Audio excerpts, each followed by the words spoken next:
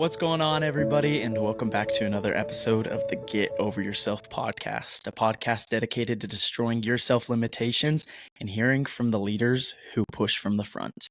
Guys, if you don't know by now, I'm your podcast host, Brandon Davis. And on today's episode, I got Kevin Fromm with me. Kevin, he's an inspirational guy. I met him over Instagram. One of my buddies kind of connected us. Kevin is like a big proponent of this company called First Form, and one of my friends works there. So I was able to see a lot of Kevin's progress in his fitness journey over on Instagram.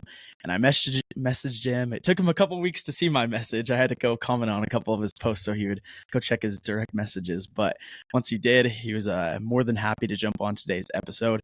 And guys, just a little bit about Kevin. He's a husband and father to two and owns and operates a construction company in Gilbert, Arizona.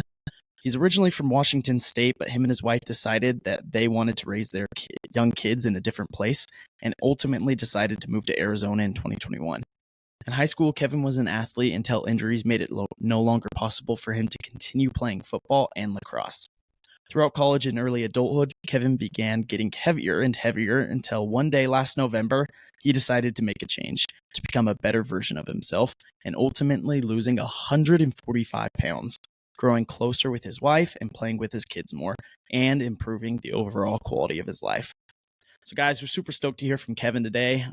Right before we started this episode, I was talking to him a little bit about how this episode's going to be released just before the new year hits. So there's a lot of key takeaways I want you all to hear on Kevin's journey about how he was able to maintain motivation, how he was able to hit some of these very, very lofty physical fitness goals, but how he ultimately did it. Because at the end of the day, we're all going to be starting some new resolutions and goals here in 2024. So Kevin is the perfect man you want to framework your goal session off of. So Kevin, thanks for joining us today on the Get Over Yourself podcast, man. Yeah, thanks for having me, Brandon. It's good to be here. Yeah, I'm super excited to hear. I'm curious in my own respect too. 145 pounds is no joke, dude. That is some serious weight to be taken off. And I'm super excited to hear about kind of your training regimen and kind of the mindset you had to be able to do that. So guys, with all that being said, let's jump into today's episode.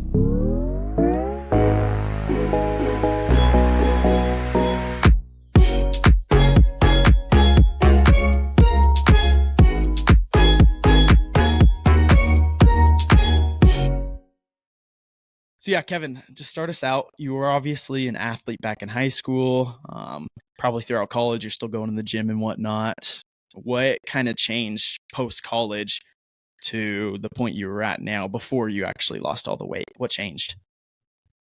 I think I just got complacent and frankly lazy. You start to overindulge in food and, I started actually drinking more than I should. And I think, when COVID happened and the world shut down and we started working from home and not going any place, it became worse and worse for me. But it's interesting. You get to the size that I was and you don't realize you're that big. And it sounds dumb to say that, but like I didn't realize, I knew I was overweight. I knew I needed to lose weight and that I should, but I didn't realize I had gotten to the point that I did.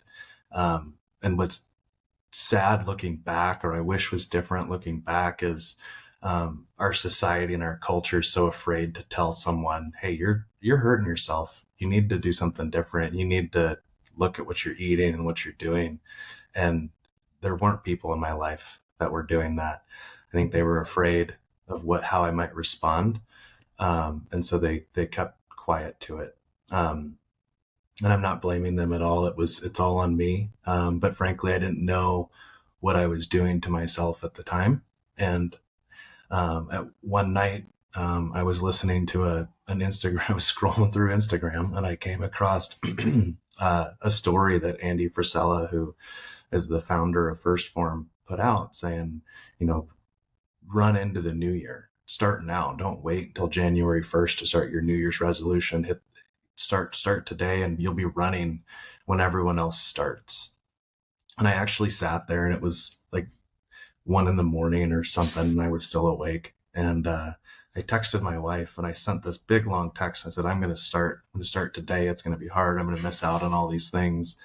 Literally thinking today's November 28th and I'm going into Christmas Eve and Christmas and New Year's and My birthday's in January, and we had concerts we were going to. And I'm thinking, I'm not going to get to enjoy these things because I'm not going to be able to drink or eat all the stuff that, is cooked and have the Christmas cookies and all that kind of thing. And I didn't realize until after, and it was actually Christmas morning when I was the first one awake. I was up before my wife and before my kids, and I was downstairs reading because I had started the 75 Hard program. And so I was downstairs reading when they all woke up, and like I got emotional thinking about it. I still get emotional talking about it. It's like it's all the years that I was doing things that were damaging and not good and staying up late and overindulging that I was missing out. This was the year I thought I was going to miss out on activities and holidays and events, and it was the first year that I actually got to really enjoy them because I wasn't doing all those toxic things, those things that you shouldn't do. So that was kind of how it started. So it was November 28th, and then rolling right in through December and into January, and I finished 75 hard the beginning of February, and took like one day where I was like, oh, it's normal again, kind of. And it was actually the Super Bowl, and so like had wings and pizza, and I was like, I felt like crap the next day. So then I just started phase one, which it's in the Live Hard program. 75 hard is like phase 0, and then phase 1 is the next 30-day phase. So I just started it right away, and decided to keep going. And really, I didn't have a goal, like a weight loss goal. I think at one point I was like, oh, I want to lose maybe 50 pounds. That'd be good. But 50 pounds came and went, and I just kept going. And so then it was a new goal and a new goal and a new goal. And that's just kind of how I went. So workout regimens, it was twice a day, every day. So throughout the last year, I've lifted weights either 5 or 6 days a week. And then I would simply just walk. I'm not a runner. I was always, and still am, too heavy to run, long distance running anyways. So I still walk. That transitioned into rucking, so weighted backpack. And now my daily weight is 45 pounds. Sometimes I go heavier, but I never go less than 45 pounds. And I'm getting ready to ruck a couple marathons and, do that kind of thing. So totally different life, but it's pretty simple. So it's workout twice a day, weights being 5 or 6 days a week, and the rest of it's been just walking for me. And then through the First Form app that, yes, I am a huge proponent of. I love that app. I track all my macros. So it's how much protein and carbs and fats am I consuming every day. And I track that religiously every single day. Nice, man. And there's a lot to break down inside of what you just said there. I first want to start with complacency. That is a huge issue that, especially here in the US, we have. You don't know this, Kevin, but a lot of my long-term listeners know this, but I used to live in Brazil, and it's kind of interesting the different culture shocks we had between here versus Brazil. And I noticed one thing about Brazilians: they live a lot more of a relaxed lifestyle, but they're constantly enjoying the things in front of them. They're never becoming complacent in the sense that they always have something to do. They're always surrounded with people they love. They're always playing some kind of game or doing some kind of activity that uplifts them, rather than a lot of times us Americans just sitting on the couch getting nothing done, right? And when you talked about complacency, I know that's something a lot of people struggle with. We've all been there. You've had those issues. I've had those issues. But what are some ways where, like, I guess I'm trying to ask, what made you just flip the switch one day? You went from, okay, I recognize I'm overweight. Nobody ever really told me that, but finally I can kind of look myself in the mirror and be like, oh gosh, I have gained a lot of weight. I'm totally out of shape. My life isn't where I want it to be. How can you just go from simply seeing something Anna Frisella posted and just say, I'm going to transform my life starting today? Like, that's difficult. Why didn't you start come January 1st? Why didn't you start for a week and then throw in the towel? Like, what made you different from pretty much everyone else who starts a physical goal and never completes it? I think two things. So, one, you got to find a really strong reason why you're doing it.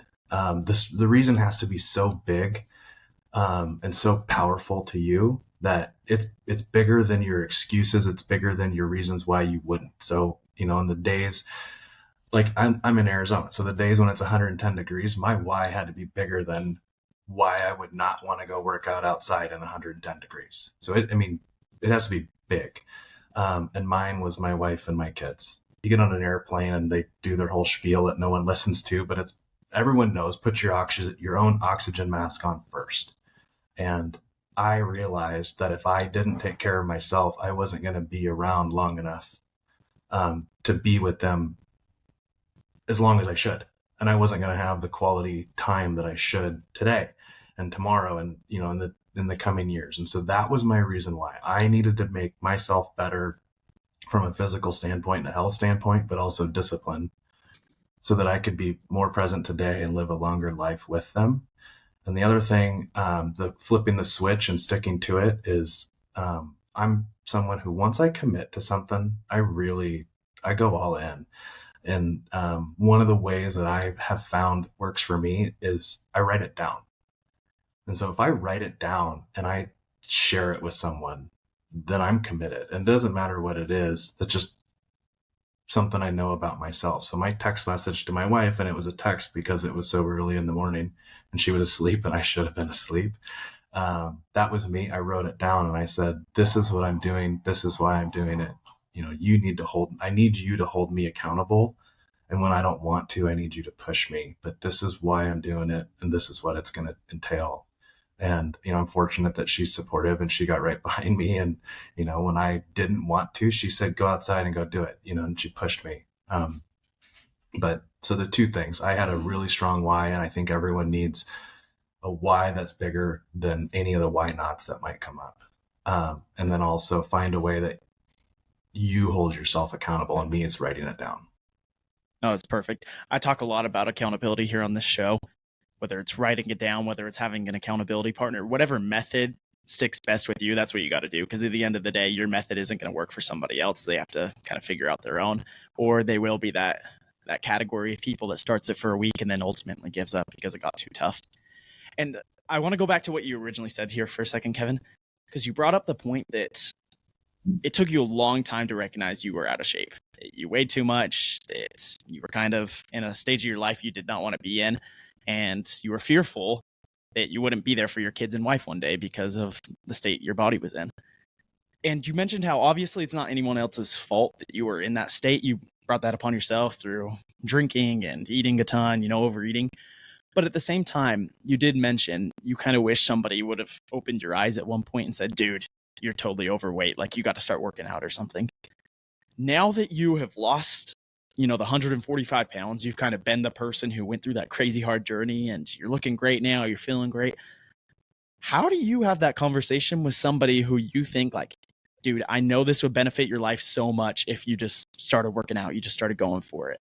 Do you have those conversations now? Do you have to wait for somebody to kind of figure that out for themselves like you did? What's kind of the balance there? Because obviously you never want to hurt somebody's feelings, but you also want to wake them up a little bit.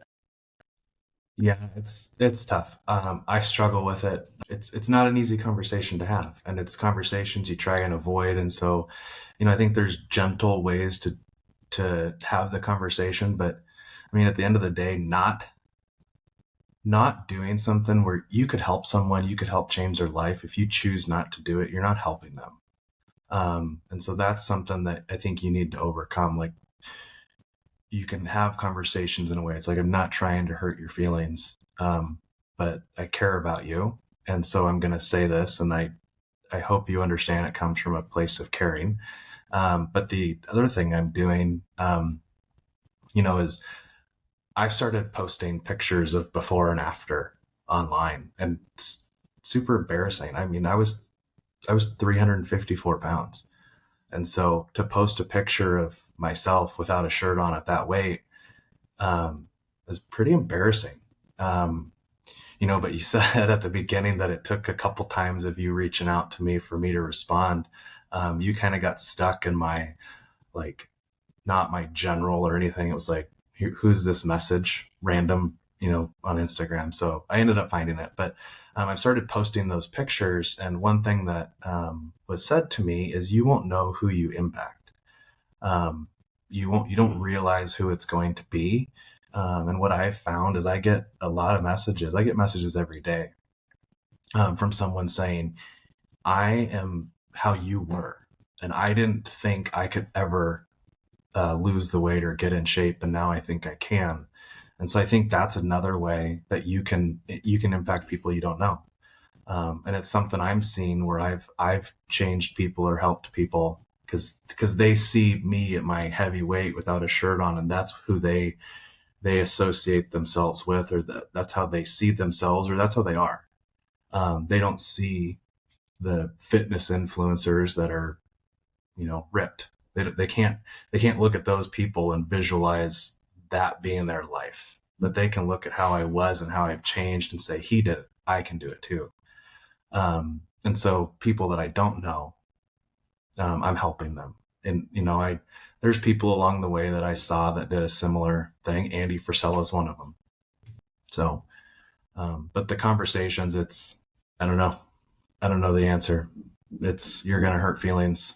You just try your best to make sure that they know you're coming from a place of caring about them.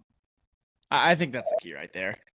Show the person that you're coming from a place of caring, from a place of love, that you're never trying to actually offend them or bring them down or hurt them in any possible way, but just recognize like, hey, I know exactly how you were feeling, especially coming from you, Kevin. You can look them in the eyes and be like, I know where you're coming from. I was hurting too. If you need somebody to kind of confide in, to kind of help you through this journey, let me be that person, and we'll kind of go through this together. And that's awesome that you're being so vulnerable on social media and able to share that with a lot of people who may be struggling in that same boat, who kind of never saw the end. They're like, I don't know if I can ever do that. Like, you hear the stories of people, but until you actually experience somebody close to you or somebody you kind of can see visually that they were able to do it, it's kind of a far-reaching goal. And I want to ask you this too, because a couple minutes ago you mentioned how powerful your why was. It was your kids and your wife, making sure you're going to be able to be in good health, to hang out with your kids and play with them and have fun and be there long enough to support your wife and your kids. And as much as I'm a strong proponent of whys, I'm a big believer in discovering your why. It is sometimes very difficult on day 10, day 20, day 30, day 80 of whatever you're going through inside of your life to remember that why. So, Kevin, what was your strategy to always keep them on the forefront of your head to remember your why? I don't know. I don't know. I honestly think if the why is big enough, if it's strong enough, like you won't lose sight of it. The day 10, it never occurred to me. It was never ever even a thought that I'm going to quit. I'm still going. No, I think that's important for people to recognize too, because sometimes it is that powerful. Sometimes you do just need that self-realization and you say, I'm going to push through no matter what. And it's as simple as that. I mean, there's no rhyme or reason to it, but you just tell yourself, I'm going to push through and I'm going to be able to do it. And so now looking back, Kevin, you've clearly hit some crazy goals. Like you said, you never really, you kind of threw out there, possibly I want to lose 50 pounds, but I'm not really sure.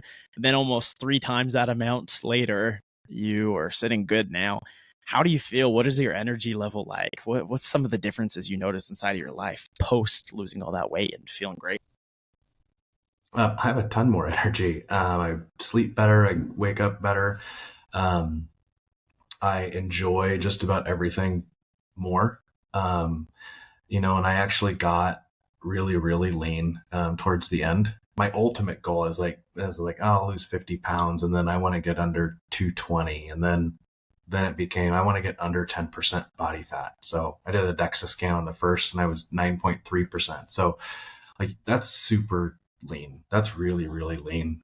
And I don't even know that I want to stay that lean. I probably don't. I think 12 to 15% is probably a more comfortable place to be. Um, but even that, I felt way better than I did. My joints didn't hurt. I wouldn't get out of breath doing normal things. I stayed a lot cooler. I'm in Arizona. That's important. So, I think just dropping the size and the fat helped me not get overheated out in the sun. And so it's hard to compare. I mean, I lost a person. I was carrying around an entire person of weight, and I got rid of that. And so everything feels better. And I Or want my to talk about your confidence. confidence. Yeah, right there. Yeah. That's the word, confidence. What's been the difference with the confidence? Obviously, you see the physical features like not getting as tired as much, you sleep better, you probably have way more energy to hang out with your wife and kids, do more activities. What about your personal confidence, the internal stuff going on? It's a lot higher. So I mean, I walk into a room and I don't have the same issues I did before. I didn't feel out of place. I didn't want to hide. I didn't want to, when we were doing pictures, I didn't want to stand in the back and have everyone. I used to want to have everyone in front of me to kind of hide a little bit, or I'd wear baggier clothes, thinking I was hiding when I wasn't. So, like now it's Christmas season, so we're going to Christmas parties, and it's like how I ordered some just obnoxious neon suit online. And it's kind of cool that you can just order a size and it shows up and it fits well. I couldn't have done that before. So little things like that, um, I think are huge. But being able to walk into a room wearing that suit with 30 people that I've never met before and just, hey, I'm Kevin. Hi, how's it going? It's it's different and it's nice. It's nice to have confidence and being able to just be who you are. That's amazing, man. And I'm sure your wife, your kids, your family members, everyone around you has kind of seen that difference. And I know they're excited for you. I just met you and I'm super excited for you, man. But let me ask you this. Obviously, everyone goes through their own trials, everyone goes through their own kind of setbacks in life, whether that be fitness, financial, spiritual. Everyone kind of goes through their different things. From your perspective, what's a piece of advice you can leave somebody who mentally is in that same state you were before you started this journey of losing all the weight and getting in shape and just building all this confidence? What kind of advice would you share with them? Don't wait. It's if we're like we said at the beginning, or you said at the beginning, is we're moving into the New Year's. And so people are going to have New Year's resolutions. They're thinking about them now. And honestly, question how bad you want something. If you really want to lose 20 pounds next year, why are you waiting until next year? Why are you spending the next 3 weeks or 2 weeks continuing down a path that got you to a place you don't want to be? Or if it's you want to start saving, you want to save a certain amount of money, why are you waiting until January 1st? So think really hard about how bad you want that goal. If you're really willing to wait until January 1st to make a change, you might not want it as bad as you think you do. I've made an episode, and everyone out there who wants a little bit more context, I've done an episode before where it's stop preparing, you're preparing too much. And I know that's a very difficult thing to understand because, all our lives we're taught prepare, prepare, prepare. And to an extent, obviously, you do want to prepare for whatever you're going through. But at some point, you just got to jump full force in, right? You got to jump into the water and just start swimming, or else you're never going to get the hang of it. You're never going to get in the routine. And eventually, it's going to be easy just to kind of drop everything. So, with Kevin's advice there, guys, just make sure, yes, there's an appropriate amount of time you need to prep and make sure you're going to be able to go all in on something. But don't ever let that preparation stop you from actually starting. You can always push it off and say, you're not ready. I'm not prepared. I will be in X amount of time. But at some point, you kind of just got to go feet first and go for it. But Kevin, as we're kind of wrapping up today's episode here on the Get Over Yourself podcast, people obviously are inspired by your story. I was inspired. My friend was inspired who originally showed me your content. Where could people find you on Instagram? So hopefully they can get some of this inspiration as well. It's pretty hard to find me. It's the Kevin Fromm. Fromm is Fromm, and it's a public profile now. I changed that so you can just search me and see anything I've posted. So Perfect. Thank you. Pretty often on there now. Yeah, guys, go check out Kevin's page. Super inspiring. You'll be able to see exactly what he's talking about, from those very vulnerable moments before he lost the weight to now where he's just looking awesome and he's feeling great. And Kevin, I want to close out today's episode with the same question I ask every single person when I interview them on the Get Over Yourself podcast. And it's this: if the entire world was able to hear and understand you in this exact moment, what one piece of advice would you give them, and why would that be? You need to figure out the life. You need to visualize the life that you want and start chasing it today. Start taking steps today, taking actions today to get to the life you want. Perfect. Thanks so much, Kevin. We appreciate you for joining us. And guys, just remember, it'll all be okay. Just take a step back and start grinding your goals before the new year even hits.